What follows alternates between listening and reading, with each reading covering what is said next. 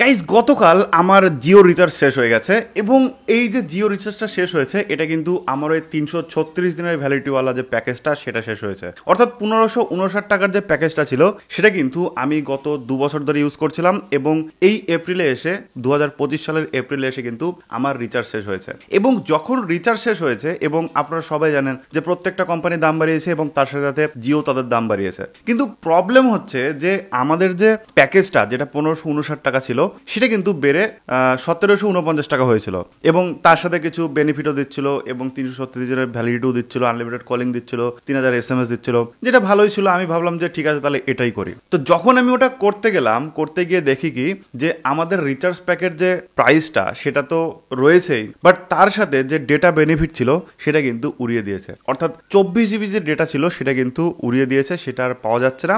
শুধুমাত্র কলিং এবং SMS রয়েছে এবং ভ্যালু প্যাকে শুধুমাত্র আপনি এখন থেকে কলিং বেনিফিট পাবেন, কোনো রকম ডেটা বেনিফিট পাবেন না। তারপর আমি বুঝলাম যে না ঠিক আছে, কোনো অসুবিধা নেই, শুধুমাত্র কলিং হলেও চলবে, ডেটা আমি অ্যাড অন প্যাক মেরে নেবো, আমার এক্সিস্টিং যে ভ্যালিডিটি পিরিয়ড রয়েছে সেই অবধি আমি আরামসে ইউজ করতে পারবো। তার কারণ আমার মানে ডেটার অতটা দরকার পড়ে না, খুব কমই দরকার পড়ে শুধুমাত্র বাইরে গেলে। কিন্তু হ্যাঁ, এমন না যে দরকার পড়েই না, টুকটাক কিন্তু বাইরে গেলে, বাড়ির বাইরে গেলে নেটটা ইউজ করাই হয়। প্রবলেম হচ্ছে যখন আমি রিচার্জ করতে যাব, রিচার্জ করার আগে দেখলাম যে ডেটা অ্যাড অন প্যাক কি আছে, তার সাথে একটা অ্যাড অন মেরে নেবো, তাহলে আমার কাজটা হয়ে যাবে, হয়তো 100 টাকা আমার বেশি যাবে এই যা, কিন্তু তাও কম খরচায় আমার 1 বছর চলে যাবে। যখন আমি এটা করতে গেলাম, এটা করতে যাওয়ার সাথে সাথে কিন্তু আমি আবার চমকে গেলাম যে ডেটা অ্যাড অন প্যাক যেগুলো রয়েছে সেগুলো কিন্তু সব ভ্যালিডিটি প্যাক হয়ে গেছে। অ্যাড অন প্যাক বলে আর কিছু নেই, ভ্যালিডিটি প্যাক হয়েছে মানে যে আপনি রিচার্জ করবেন তার কিন্তু একটা নির্দিষ্ট ডেট থাকবে, যে 1 দিন, 2 দিন, 7 দিন, 15 দিন, 1 মাস, এরকম ডেট করে দিয়েছে। আগে যেটা করতো যেটা হচ্ছে অ্যাড অন প্যাক গুলো, আমরা একটা রিচার্জ করতাম, তার সাথে যদি অ্যাড অন প্যাক নিতাম তাহলে এক্সিস্টিং যে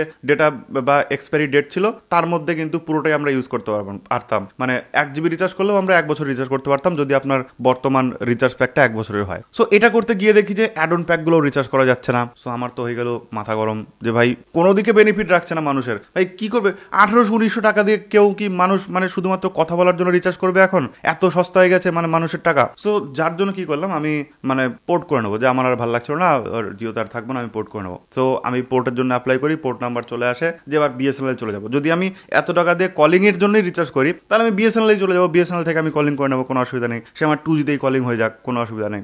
এটাতেও আমার নেট চালাতে পারছি না, আমি ওটাতেও নেট চালাতে পারছি না। এটা যদি নেট চালাতে হয় তাহলে আমাকে এত টাকা খরচ করতে যে প্রতিদিন আমাকে একবার করে অ্যাড অন প্যাক মারতে হবে, মানে বাড়ির বাইরে গেলে। সো যার জন্য দেখলাম যে না, দরকার নেই, ওই 30 দিনের করতে হলে আবার 350 টাকা অ্যাড অন প্যাক মারতে হবে, ওর থেকে কোনো দরকার নেই, আমি বিএসএনএল চলে যাই। বিএসএনএল অন্তত আমাকে কিছুটা হলেও নেট দেবে, আসতে চললেও চলবে। তো পোর্টের জন্য অ্যাপ্লাই করলাম, পোর্টের জন্য অ্যাপ্লাই করার পরে পোর্ট নাম্বার চলে আসলো। তার ঠিক 2 দিন পরে জিও কেয়ার থেকে আমার কাছে কল আসলো এবং সেটা কৃষ্ণনগর থেকেই, এবং জিও কেয়ার থেকে ফোন করে বলছে যে আমরা কৃষ্ণনগর জিও সার্ভিস থেকে বলছি, তো আপনি একটা পোর্টের জন্য অ্যাপ্লাই করেছেন, তো কেন অ্যাপ্লাই করেছেন আমার যদি একটু বলেন তাহলে একটু ভালো হয়। তো আমি তাদের পুরোটা বুঝিয়ে বললাম। তো আমি আপনাদের একটু কল রেকর্ডিংটাও শোনাচ্ছি, তাহলে আপনারা আরো বেটার বুঝতে পারবেন যে অ্যাকচুয়ালি তাদের সাথে আমার কি কথা হয়েছে এবং কি অভিযোগ আমি জানিয়েছি এবং তারা অ্যাকচুয়ালি কি বলেছে।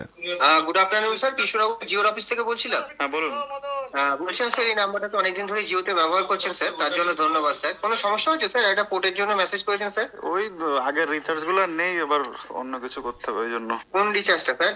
ওই 1559 টাকা রিচার্জটা, তাও বেড়ে যেটা আপনাদের 1749 টাকা হলো, ওইটাকেও তুলে দিয়ে তো এখন দেখছি শুধু কলিং রিচার্জ হয়ে গেছে, ওই জন্য ওটা। আবার অ্যাড অন গুলোও নেই যে ওটার সাথে একটা অ্যাড অন রিচার্জ করে নেবো।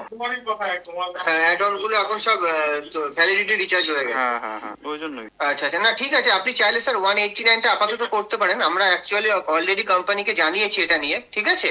তো এটার উপরে কাজ হচ্ছে, কিছুদিনের মধ্যে নতুন প্ল্যান চলে আসবে স্যার। মেবি ওইটা আগেরটাও আসতে পারে বা নতুন প্ল্যান আসতে পারে। তো সেই জন্য আমি আপনাকে বলছিলাম যে এই মুহূর্তে কোড করার দরকার নেই, আপনি 28 দিনের যেটা আছে 189, তো অ্যাটলিস্ট আপনি সেই রিচার্জটা করিয়ে নিন, 2 জিবি যেটা আনলিমিটেড কল আছে, ঠিক আছে? তো হোপফুলি হয়তো 28 দিনের মধ্যে আপনার কাছে চলে আসবে নতুন প্ল্যান। আচ্ছা ঠিক আছে, ঠিক আছে? কারণ অনেক কাস্টমারই জানিয়েছেন, অনেকে, আপনি তো বড় অ্যামাউন্ট বললেন, অনেকেই 479 করতো, তো সেটা নিয়ে অনেকেই জানিয়েছিলেন। আমি তো গত 2 বছর ধরে এই রিচার্জটাই করি, 1 বছরের 336 দিনের রিচার্জটা। তো ওটাই স্যার রিকোয়েস্ট, এখন আপাতত 28 দিনেরটা করুন স্যার, আমরা দেখছি যত তাড়াতাড়ি ওগুলো যদি ফিরিয়ে আনে। ওকে ঠিক আছে, ধন্যবাদ। সো বুঝতেই পারলেন যে অ্যাকচুয়ালি ওরা কি বললো। ওরা বলতে এসেছে যে এত কম প্ল্যান ওদের কাছে গেছে, হয়তোবা পুরনো রিচার্জ ফেরত আসতে পারে অথবা নতুন কোনো মানে নতুনভাবে নতুন কোনো রিচার্জ আসতে পারে যেটা আমাদের একটু বেনিফিট হবে, অর্থাৎ মানে সামান্য কিছু হয়তো নেট দিয়ে বা অ্যাড অন প্যাকগুলো দিয়ে বা যেভাবে যেভাবে হোক তারা কিন্তু নতুন প্যাক আসতে পারে। তো আমার যদি সাজেশন শোনেন সেক্ষেত্রে নতুন যে প্যাকেজটা আসবে সেটার প্রাইস হতে পারে 2250 টাকা বা 2249 টাকা, এবং এই 2249 টাকায় তারা কিন্তু এই যে 336 দিনের আনলিমিটেড কলিং দিয়ে এবং তার সাথে কিছু ইন্টারনেট দিয়ে তারা কিন্তু প্রোভাইড করবে এবং সাথে কিছু ওটিটি থাকতে পারে। এবার সেটা 2249 টাকা হতে পারে, আবার যদি সব থেকে বলা হয় যদি 2049 টাকা করে, 2049 টাকা করলে কি হবে যে কিছুটা নেটও পাওয়া যাবে, কিছুটা মানে কলিংও পাওয়া যাবে, কিছুটা ডেটাও পাওয়া যাবে। সো সবকিছু কিন্তু আমরা ইউজ করতে পারবো।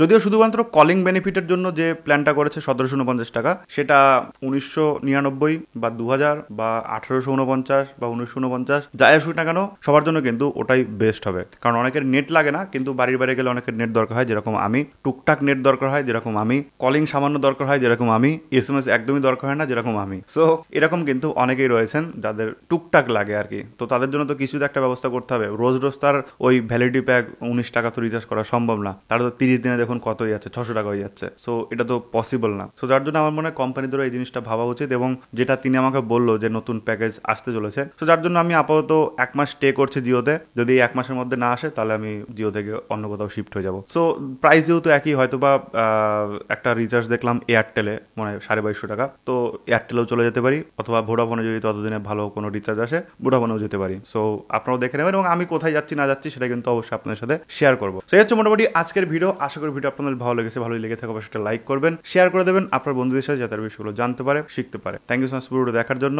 দেখা হবে নেক্সট ভিডিওতে। টাটা।